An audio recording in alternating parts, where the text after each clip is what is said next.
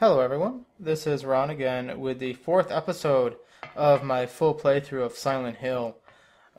If you recall from the last episode, I did a lot in the Otherworld version of the elementary school. I got a key for the class from the second floor, and I don't know if I mentioned this in previous episode or not, but we're heading towards the boss, the game's first boss. That's what this key essentially allows us to get to.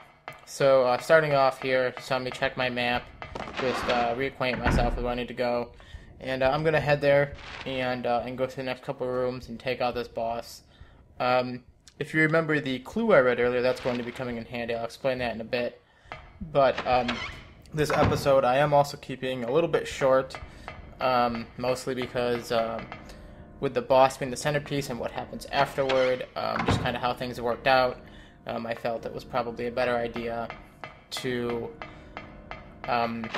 keep this one a little bit short, so then that within the next episode, I can maybe have it be a little bit longer, and it'll just, I think, make the actual viewing of it a little bit more pleasant, and maybe not so either slapdash. And also, as great as this game is, there are some parts that aren't necessarily the most exciting, and having to sit through 15-20 minutes of me wandering around somewhere, randomly collecting stuff, I know it's probably not the most exciting. But you'll see here, I'm coming up on the key to the locked area here. You got some enemies spawning. Nice little clue that I'm heading in the right direction. So, take them out. And while I was playing this, I was thinking about the graphics and stuff. You know, this is a PlayStation 1 game, and it clearly, you know, it still looks like a PlayStation 1 game, but I think the overall design of it and aesthetics of it actually still hold up. I mean, clearly, you know, it needs an up-res kind of look. It needs, you know, the resolution is terrible, but the actual like the underlying aesthetics and design still come through and still really help kind of have the game keep its really creepy feel. And in this room here, this is a bit of a tense battle. I got 3 enemies here, and I gotta take them out. But I manage. I get hurt a little bit, but I have plenty of health, so it's not that big of a deal. Gonna kick them some. I think this guy gets up. Yep, he does. I just shoot him. Continue on my way. So I heal up, I reload, I heal up. Make sure I'm all ready to do this.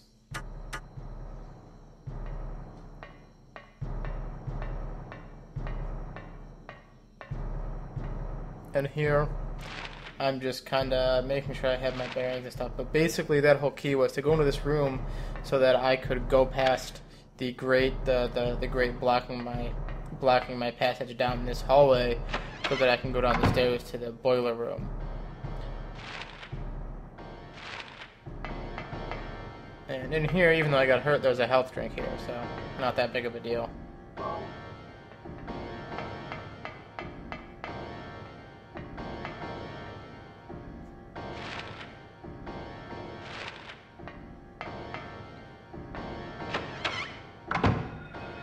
I think one of them stupid cockroaches, yeah, just sneaks up on me.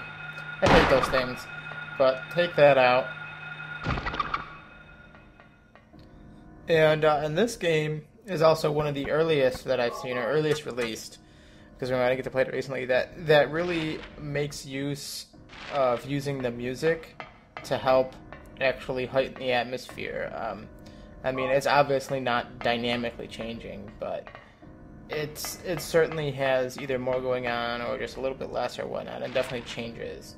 And I don't mean just like in some games, which is like background noise. Like, it's very clear and prevalent, and it really helps the mood. And also, speaking of soundtracks, the Silent Hill games definitely tend to be known for their soundtracks. There's a Silent Hill theme, which many fans and people recognize right off the bat. And most of the time, most of the intro songs and that tend to be fairly recognizable. Silent Hill also one of the first series really actually known for its soundtracks. And these soundtracks, they're done by, you know, professional musicians. let me actually check my instruction manual here while I'm gathering up for this boss, and I'll see if I can get the composer real quick. But this right here is a pretty big tell that we got a boss. There's some ammo and a thing that I think actually helps with my health.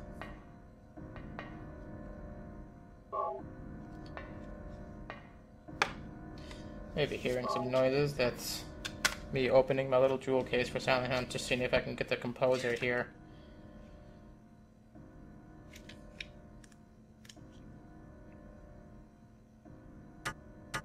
Oh wow. The credits in the manual lists a grand total of 6 people. There are 6 people listed in the credits on this game. Wow, that is interesting. I thought there was a specific composer. I could be wrong on that. But yeah, that's quite interesting that in the credits of the instruction manual there's only 6 people listed. None of the developers, though. Oh well. But here is this little valve puzzle. You have to turn these things so it says I can open your path, and you turn them by rotating these valve handles in order to open up the right path. I'd give it a bit of a shot, but I actually looked up a FAQ while I was doing this. I have a Kindle Fire that I have for that purpose.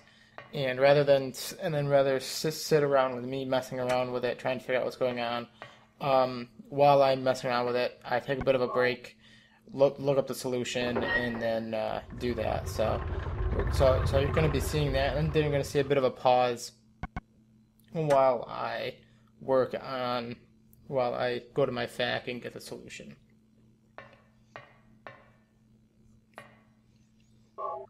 And some of these early puzzles, especially in the Silent Hill games, like really abstract, really just kind of weird with how they work, like puzzles as difficult as you'd see in any sort of puzzle game. And I'm all for like difficult puzzles, but it really like in a game where sometimes it just doesn't seem to fit so much. Like they just kind of show up. And then we have the piano puzzle, which is just an infamous puzzle in general, but most of these puzzles I usually try and then get stuck and wind up going elsewhere and getting the solution.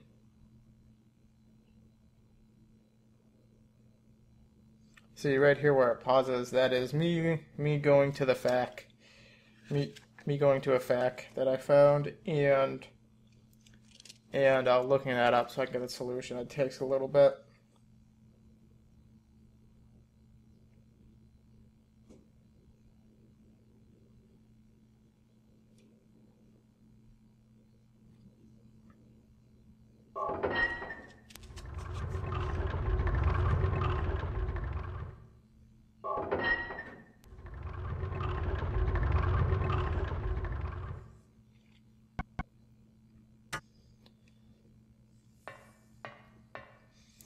Excuse me just a second, I got to cough there.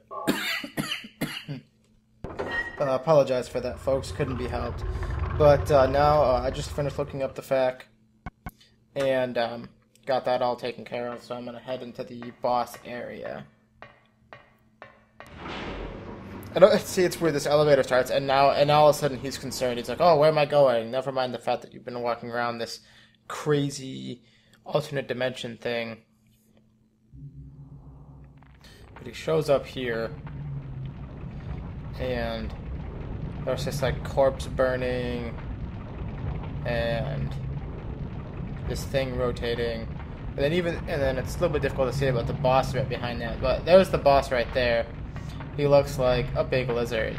And if you remember the clue from earlier in the book that I found that talks about how the guy who shot the lizard when its mouth was open, killing him instantly. That's kind of what you have to do here.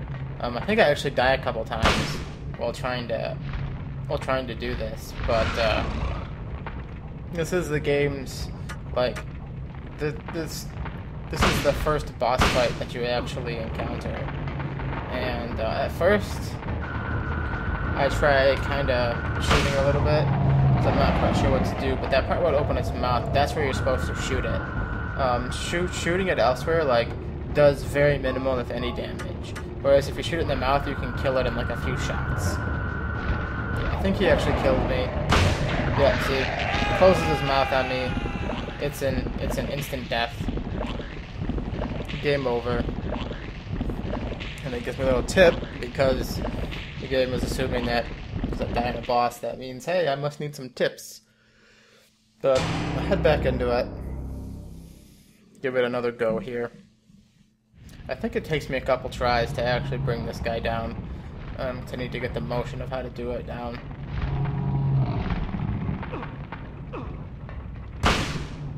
Now this boss, it's a weird boss, like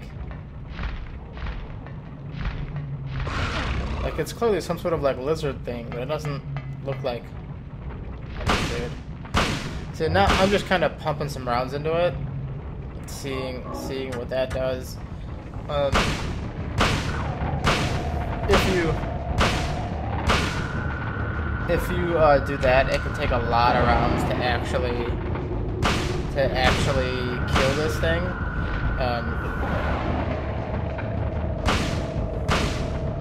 Yeah, I really like though how even though it's clearly like a double barrel, like a sawed-off double barrel shotgun, I can fire it 6 times before having to reload, and also, like he just wields it like a pistol. It's just like, yeah. See, I die again. And I do believe it's on the next try that I get it.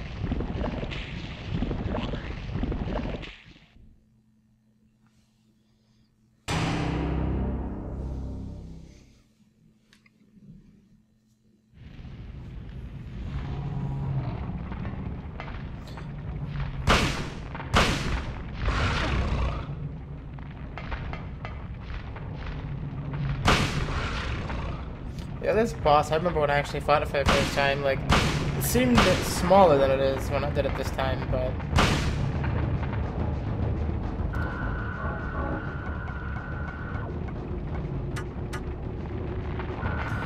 I run around a bit.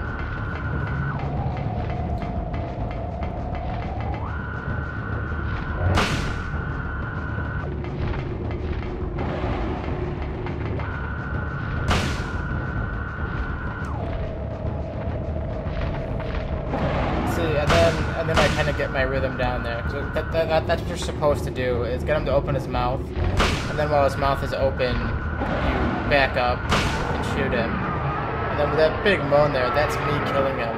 The screen starts to get all blurry. Air raid siren. Everything fades to black.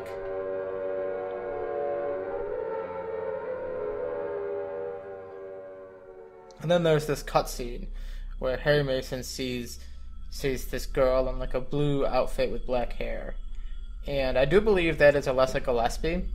In fact, someone who looks like that is mentioned very specifically in the instruction manual with that name. But Harry, he's all of a sudden What was that? He's back in the boiler room at the school. Who in the hell was that? What the hell's going on?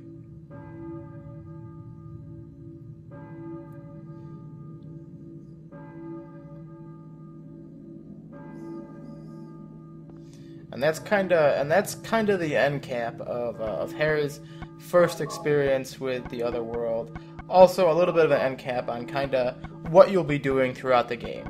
It's generally you go to an area and you explore it, and then you go to the other world, explore a little bit more, boss fight, plot point, move on further. You're also noticing you're hearing a bell in the background.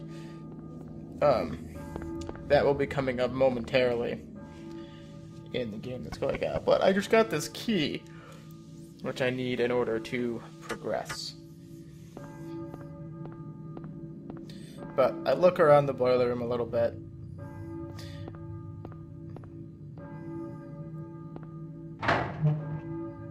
Now, if you'll notice, I'm back in the school, but it's not completely dark. It's that same gray that was hanging over the rest of the town. This is the town in the completely normal, regular world. When I was in it earlier before it changed, that is when either I or the town was being pulled into the other world. It was kind of in that transition sort of state, like everything gets all dark before it switches over entirely. So now I get to see a little bit of the school, not in the other world. Not very much, because it turns out there's only one way out, and it's the only way I can get out. All the other doors are jammed and won't open, so I can't go exploring the school. See, now here because I hear a church bell. Who's ringing the bell? This is the game's clue, the game's way of saying, hey, go to the church, stupid. So that's how I'm gonna do that.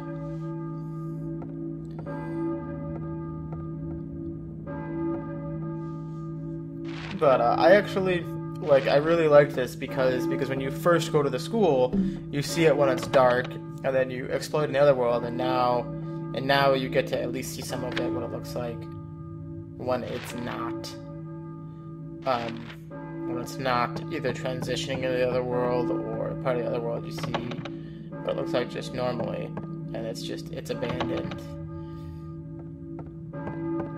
But I can't actually really explore it. It's just like this one area,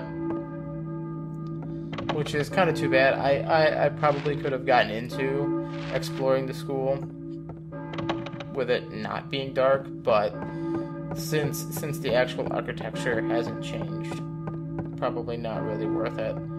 But I eventually decide to head out here.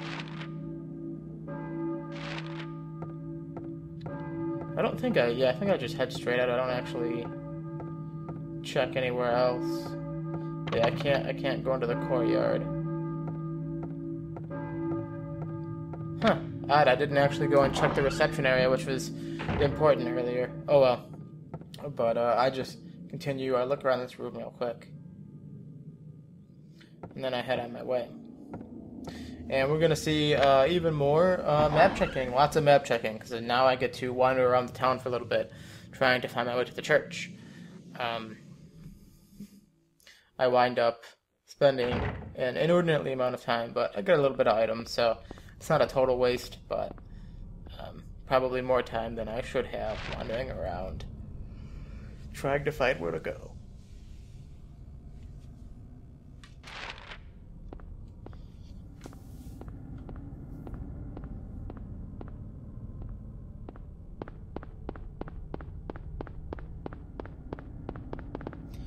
See here, I'm just wandering around the town in its regular state.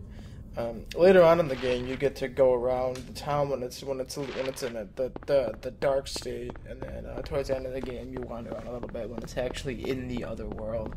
We'll be seeing that later. This is me running around trying to find out just how exactly I'm going to get to the church. It is unfortunately not the most exciting. It's just a lot of him running.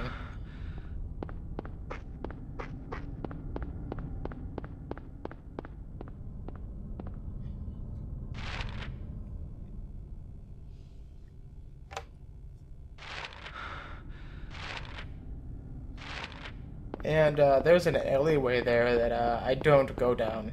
That will be important here in a little bit, after I try my other options and realize that they will not lead me to where I need to go. And I think here, I'm going to check these things just to see what it looked like. So it looked like there was, some blood or something. But then I head back out.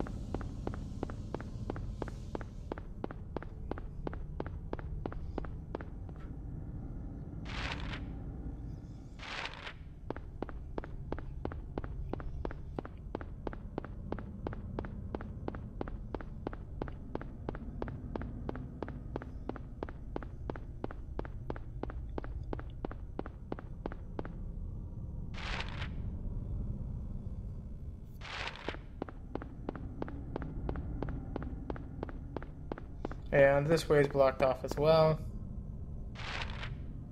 But this is also part of this game where you know, you kind of wander out, you kind of wander around and see the ways you can go.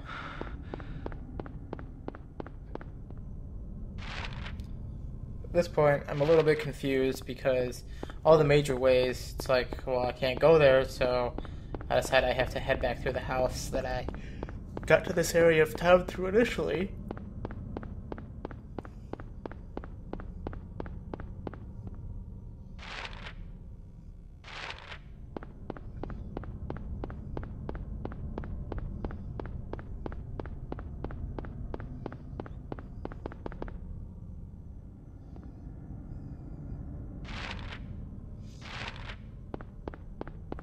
Right now, I'm just trying to find basically the entryway. I checked to see because it looks like it was covered in blood, but trying to head back through the house that I came through to get to this area.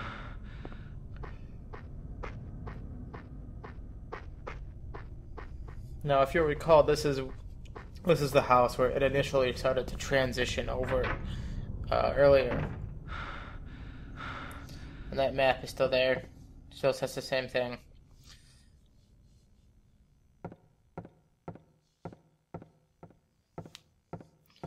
But I decided just to be on the safe side. I save, and I actually save in a new slot. I decide that maybe I should be not quite so careless with my saves.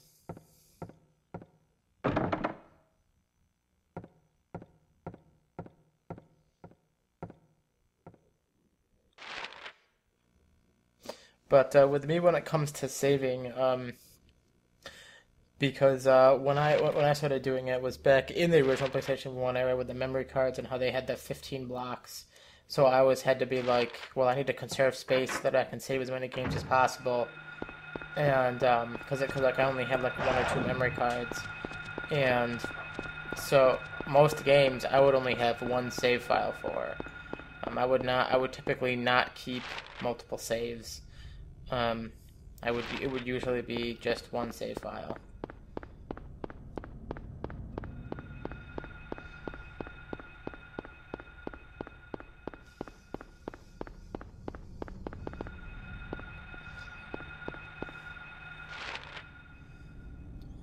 Right now, just wandering around, checking the map.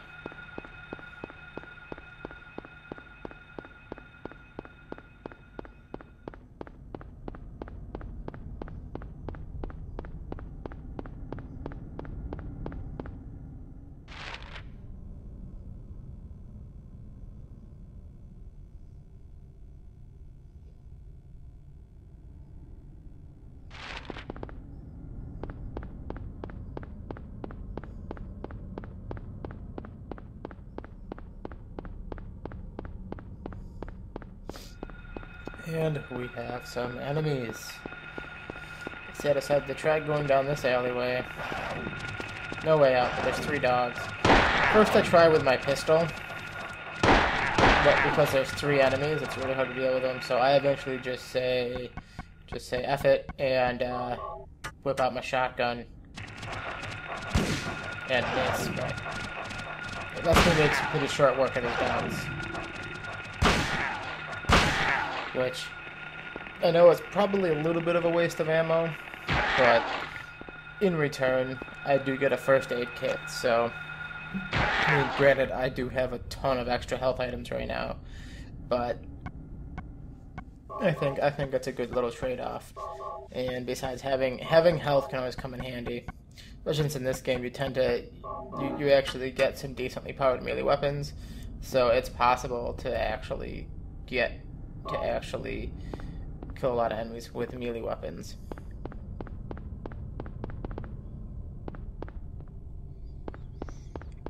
But that alleyway clearly did not lead me to where I needed to go, because at this point I don't have any main roads to get to the church, so I'm investigating alleyways.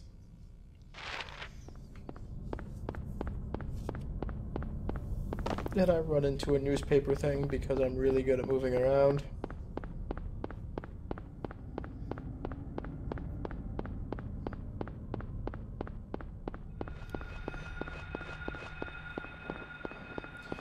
And then here, I think we get to see some of my expert dodging skills.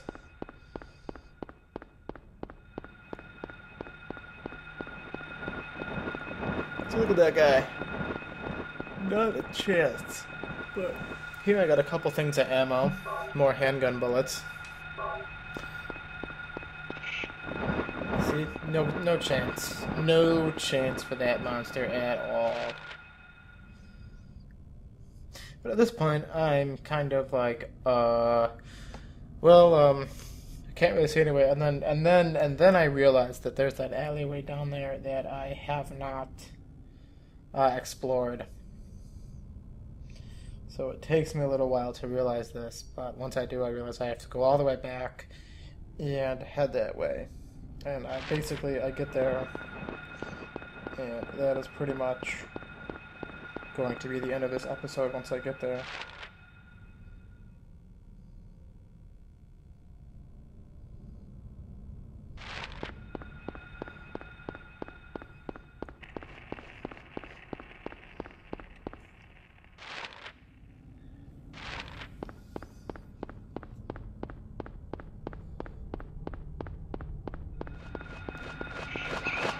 And I do get clipped there. I try going in there. Then I avoid this guy.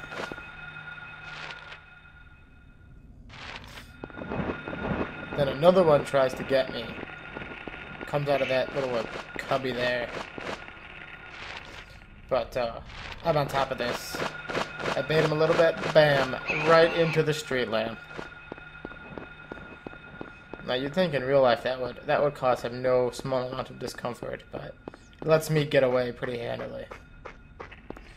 But right now I'm heading back to go back and check out the one alleyway that I did not check out. That I will discover I should have checked out right away. But I get back here and I decide, well, since I got that first aid kit and the ammo, I might as well just save, so then that way I don't have to worry about getting them. I wrote over this one because nothing too major happened. But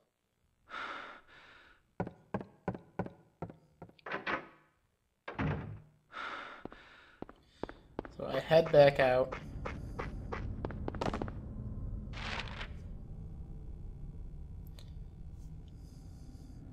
And the reason why I decided to end it once I hit that one house is because in the church there's a lot of plot that happens. You meet some characters and some important things are set up, and that takes a while. And I wasn't sure how long that was going to take. So once I get there, that'll be the end of this episode, and we'll pick up with me heading to the church once I hit episode 5. But right now there's going to be a few minutes of me just kind of awkwardly running and checking my map.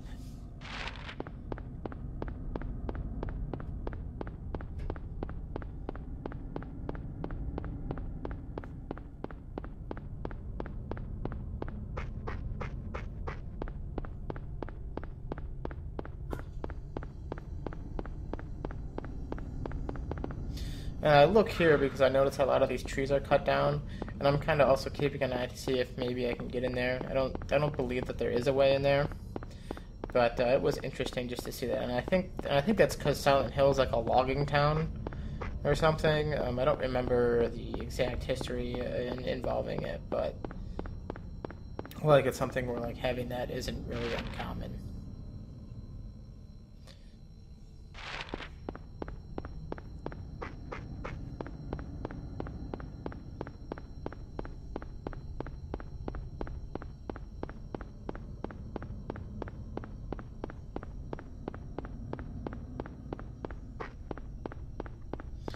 I head down this street.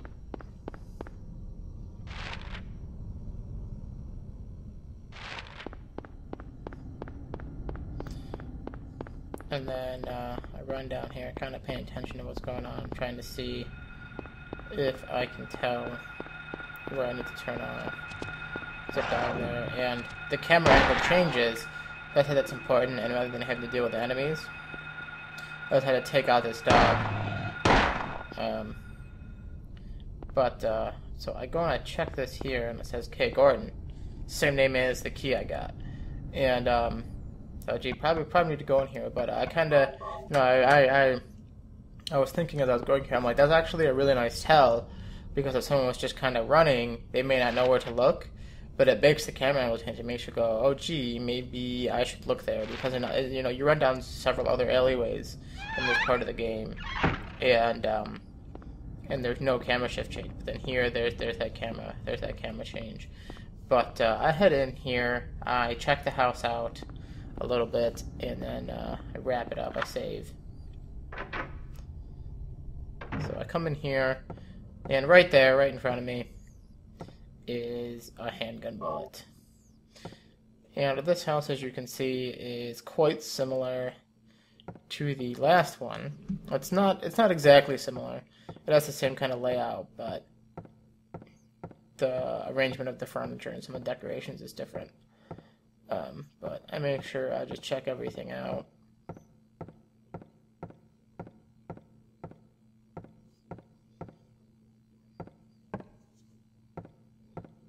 Check the door.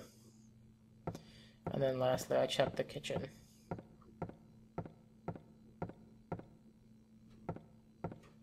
Which, of course, there are more handgun bullets in the kitchen.